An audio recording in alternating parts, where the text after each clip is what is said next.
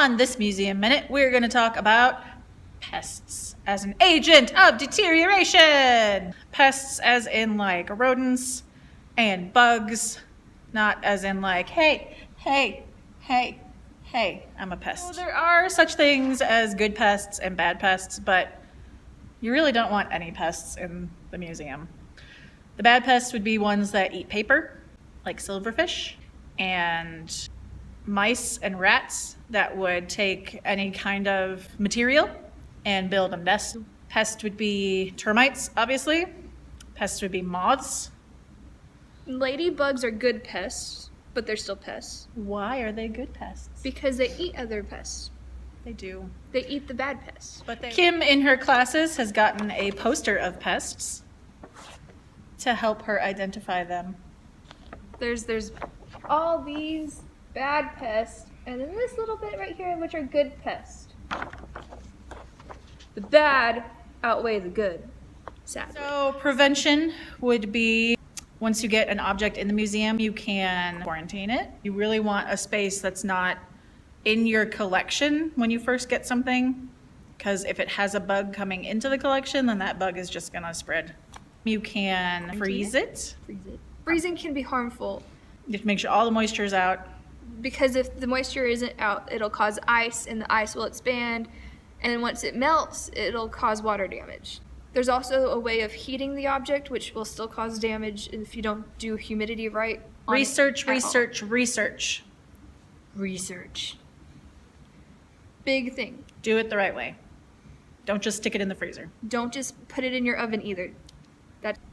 You could use sprays, like your chemical sprays, but that will still cause damage to the artifact. Right. Chemicals are not what you want to use first. That's like your last-ditch effort. Make sure your doors are sealed. That's another one for dust, too. Yes. So then there's monitoring for pests. Mm-hmm.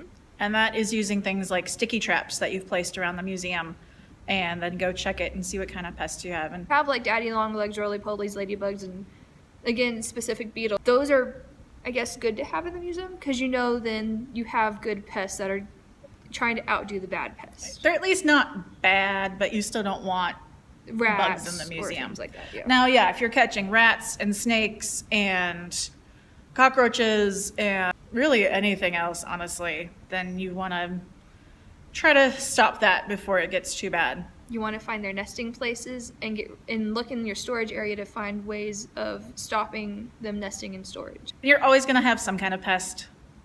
It's really a matter of whether it's good or bad. Monitoring is also just checking your artifacts.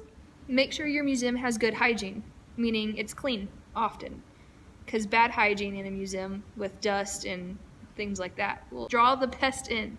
Also make sure that the food and the drinks are limited. Usually don't have live plants in a museum because they're going to attract the bugs.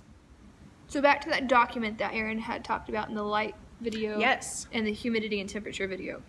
If you have this document and you notice like bits of it are missing, almost like if you've seen like a caterpillar eating a leaf and you see like that type of thing on your document, make sure it's protected, but that's going to tell you that you have an infestation somewhere in your house or your museum. So you need to look for the pests and things. And again, the sticky pads are the best way of monitoring them. Look for the castings, the skin castings. The molting. Look for the droppings. Paw prints. Paw prints are a big thing to look for too. Mm-hmm. If it's a rodent.